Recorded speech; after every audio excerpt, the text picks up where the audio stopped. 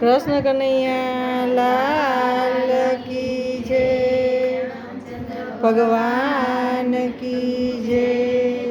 તમે દ્વાર ખોલો ને મારા ભોળાનાથ, હું દર્શન કરવા આવી છું. તમે દ્વાર ખોલો ને મારા ભોળાનાથ, હું દર્શન કરવા આવી છું. તમે મુખડું મલકાવો મારા ભોળાનાથ, હું દર્શન કરવા આવી છું. તમે મુખડો મલકાવો મારા ભોળાનાથ, હું દર્શન કરવા આવી છું.